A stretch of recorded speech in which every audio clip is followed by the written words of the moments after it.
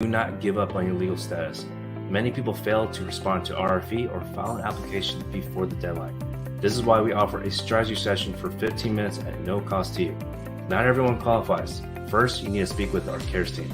We receive many requests, so we recommend you answer a few questions on our website, greencardguys.com. Our mission is to help people live and work in America legally. Go ahead and subscribe below and follow and share. Talk to you soon. How y'all doing?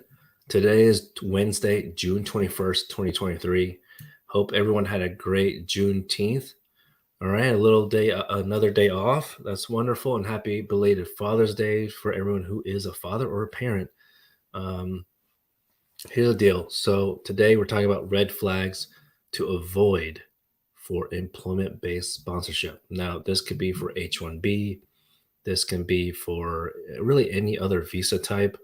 And especially including those who want to get sponsored through a company. So these tips could go on really both sides, both parties. It could be based on employer, could be based on employee as a foreign national. Okay, so number one tip is really knowing, for employer perspective, knowing that your candidate that you want to hire is an immigrant, essentially. That and when I say immigrant, I know that could have a negative connotation, but what I'm trying to say, a foreign national, a person who is here in America, they could be here on a student visa, or they could be here on OPT. They're completed with college or undergrad. It's just very important to understand that because of timing. Timing is critical to meet the deadlines, to file a certain application, to register for H-1B in mid-March before the deadline. Okay, because some people, unfortunately, I hear from employers, they're like, shoot, I wish I knew you earlier. So that's why we're going live on YouTube and LinkedIn, for example, to share this information, because we don't want a situation where you finally found the candidate that your company prefers, especially if a lot of people applied, right? And you've reduced that, screened a lot of people and reduced it down to one person, and you find out, oh, this person's got foreign national. So your team should find that out first, okay? No, not to say that, you want to screen foreign nationals out, of course, because they could be your best candidate, for better or worse. So you really want to make sure that you find out what the status is for the foreign national to the extent that you're allowed to ask by your state laws, of course. Now, that you comply with the law at the same time, and also the employee perspective, if the, your, what do you call it, headhunter or recruiter, or you actually talk to HR, or supervisor, you really have to tell them it's your incentive to let them know that you have a current non-immigrant visa and you need to be sponsored. You want to ask politely in a way to see if they can sponsor you, of course, but it's very important because I think I just came across an email. I'm pointing over there because I'm monitor, but an email came through, I believe, the last couple of days from someone who potentially got a job offer or is currently working for a school, but something about the school not wanting to sponsor anymore. Not completely sure, but seems to be a little bit of an issue, unfortunately, with HR, and possibly that person's visa is expiring soon. So, of course, if the visa expires, technically, by law, you have to leave the United States. And I've heard some, I don't know why it is with schools especially, but I've heard that, at least in the past, that there's been issues with that. Not because of school itself, just because the law firm they hired, for some reason, they go through a rigorous progress to hire a lawyer, a law firm, and then they just don't have good systems to follow up with certain cases. So that's why for our clients that are employers, and we love to share information to the extent that we're allowed to with attorney-client confidentiality, but it's important for us to share information with the foreign national So that really it saves employers time. It saves any quote unquote headache. It's just because really I've noticed anytime other law firms do it somewhere, the traditional way where they don't really share anything with the foreign national, and then they call us, they contact HR of their company or supervisor to ask what's going on with their immigration case, and then HR is going to turn around and contact the law firm. So why even have the middle person in that situation, right? We love to share case status. It's very important. I know that some of y'all can be nervous, anxious, so we're happy to share the information. We have an open channel, basically, is what I'm trying to say. Now, hi, Abdul. Nice to see you. Thanks for tuning in. So we do have the second red flag, okay, is the job duties. I have volunteered with the city of Dallas on the civil service board.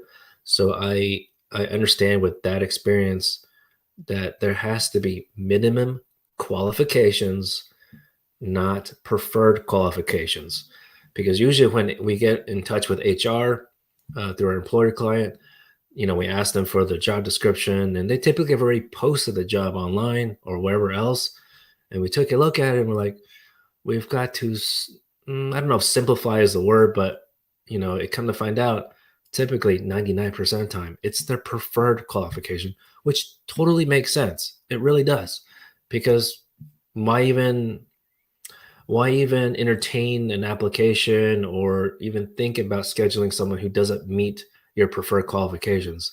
But with the way the government works, Department of Labor, USCIS, you have to have the minimum qualifications because they don't want a situation where they call it cooling effect. They don't want you as the company to, basically, I guess I understand why they call it cooling effect. Basically, stop people from even applying in the first place when they could have been qualified through your minimum qualifications.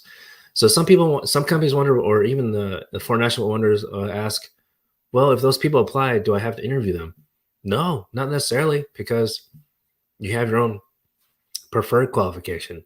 So you have to keep a log of it, kind of like we call it audit log. And so you can keep track of or dashboard to make sure, well, why did you not interview them? What are the reasons? Because if there is an audit by Department of Labor, that would be much later on. It could be like a year later. And that's what the Department of Labor do the labor certification process. So it takes a long time. So if you get to that point, you're like, oh, shoot, I didn't keep any notes. Or whoever was responsible for it didn't keep any notes. That'd be a bad situation. We don't want anyone to lie. You have to tell the truth. But most of the time, not many people apply for the jobs that are posted. Okay, you go through the process. So the third thing, I'm just answering or sharing these red flags on a higher level. Of course, I can go in way more detail. But the third thing, okay, folks, is that you want to speed up your process. Okay, the red flag is timing again. So it's kind of similar to the first one, but timing in the sense that if there's a deadline coming up for someone, let's take the example of the layoffs. There's been a lot, the news of layoffs was, occurring more often earlier this year. I think January, February for tech industry, but even law firms. I've heard of a law firm laying off people, unfortunately, immigration law firm. And it's probably because they don't have as many cases, because maybe they depend on tech companies as clients. And so if tech companies are laying off people, then that's affecting law firm, right? So unfortunately. So what I'm trying to say is that because it's a layoff, when people are laid off, they have 60 days grace period. 60 days, that's 2 months. I mean, honestly, our own interview process could take about average 2 months ourselves. Honestly, because we want to find the right team member. But when you have but at the day, sometimes we go with our gut. At least I do in my HR team. But the thing is, to some extent, you have to go with your gut, because if someone has less than 6 days, that probably by the time they applied to your company for a job, it's probably already at least the 45-day mark. So if they and the thing the fortunately you don't have to have the application approved. It has to be filed before the 60-day mark. All right, the grace period. So, and if this is H-1B, for example, H-1B visa, as long as you file before the time period, this grace period, 60 days, that person can start working for you. Now, if it was like a first-time applicant, then you technically have to wait until October 1st of that year, unless they have OPT currently. So it's a little bit nuance here to know when to start the job or not start, or not eligible at all. So that's why tip number 3 is to know the timing, know the person's situation, the applicant situation, so that you can speed up the process, your interview process. So hopefully everyone in this kind of situation, this context, employee or employer, can appreciate these tips, these red flags, knowing this, so that you don't waste time, honestly, because at least on an employee side, if the company doesn't know or not willing to take particular action to help you, but they're willing to sponsor you, but you're getting close to those 60 days expiring, then you got to find a second option. Okay, you can't wait. Otherwise, the default option is return to your country of nationality, unless you're eligible for something else. But yeah, anyways, hopefully that's helpful, folks. And the bonus tip here, I guess the fourth one, is that if you're a company, you might want to consider sponsoring for residency sooner than later. Okay, because especially if you have an employee who's a foreign national and is reaching the 4th or 5th year of their H-1B, you're going to get a little stuck in timing to renew the H-1B again. So the default is that H-1B is limited to 6 years, but actually it could be renewed for additional 3 years and 3 years again and again, as long as the employment-based sponsorship for residency has started and been filed. Okay, so I can't go into all the steps right now of the EB process because there's a lot, but happy to cover that next week. Sorry I was out last week. I was out of town trying to get some rest. So I'm back live. So, by the way, if you want to access the free 15 minutes, we do offer that for companies, HR, headhunters, recruiters, and also foreign national applicants, because who knows, maybe you already have status, but you're wondering if you're stuck or not. Is there another option for you? We had a call like that yesterday. They have a couple options, but they didn't know about another one. So if you have that feeling, don't be shy. You can give us a call right up here, okay? Or you can just fill out that quiz. Go to freevisaquiz.com, and our cares team will call you on a weekday. They'll try their best on the same day, but depending on timing, it may have to be the next day.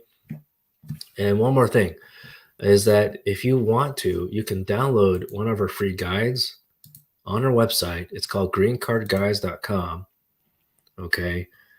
Click on the website and scroll all the way down to download one of these free guides. We have one about investors, one about mandamus, sue for illegal status, because the immigration's really slow on updating people with their status. Unfortunately, there's one for family-based and one for companies. Okay, so that kind of give you an idea on because those guides contain free information, answers to common questions, step-by-step timeline, so you have a better idea if you're considering a particular path, or maybe it just helps you determine which path could be better for you. And we're happy to verify that in the free 15-minute strategy session. Okay, so don't be shy. Give us a call right up here, or go to that website, freevisaquiz.com, or download the free guide, greencardguys.com. All right, y'all. I don't see any questions. I'm happy to answer questions. I'm going to have a short one today because I need to interview lawyers, attorneys. It's always a great time to do that. So I wish you all the best. And Abdul, thanks for tuning in. We'll see you next week on LinkedIn and YouTube tomorrow. Okay. Y'all have a great day. Take care.